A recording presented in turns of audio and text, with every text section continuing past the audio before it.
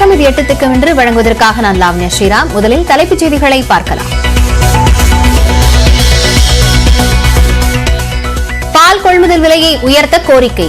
ஆவின் நிறுவனத்துக்கு பால் வழங்குவதை நிறுத்தி உற்பத்தியாளர்கள் போராட்டம்.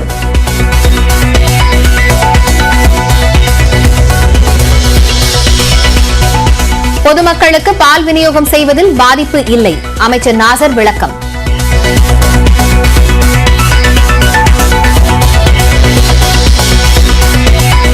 காவல்துறையில் பெண்கள் இணைந்ததன் பொன்விழா கோலாகல கொண்டாட்டம்.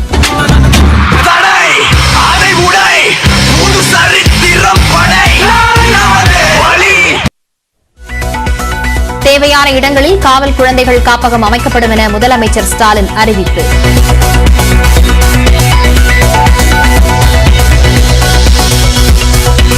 திருச்சியில் எம்பி சிவாவின் வீடு தாக்கப்பட்ட விவகாரம். நேரில் சென்று சமாதானம் செய்தார் அமைச்சர் KN நேரு.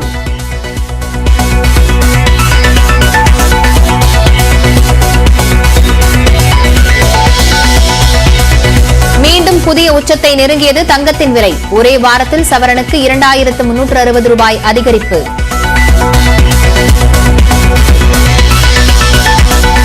எதிர்க்கட்சி மற்றும் ஆளுங்கட்சி எம்பிக்கள் போட்டி போட்டு அமளி.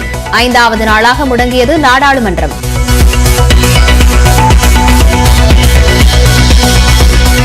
அதானி குழுமம் குறித்து நாடாளுமன்ற கூட்டுக்குழு விசாரணை தேவை. டெல்லியில் எதிர்க்கட்சியினர் போராட்டம்.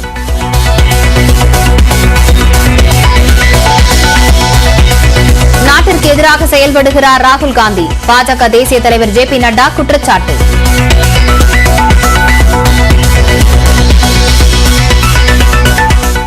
தமிழ்நாடு மற்றும் புதுவையில் 21ஆம் தேதி வரை இடி மின்னலுடன் மழை பெய்யும். சென்னை வானிலை ஆய்வு மையம் கணிப்பு.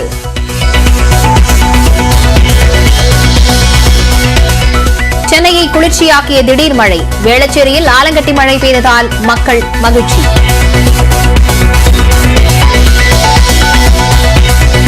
ஈரோடு மாவட்டம் தாளவாடி உள்ளிட்ட இடங்களில் பலத்த மழை. சூறாவளி காற்றால் மரம் முறிந்து விழுந்தது.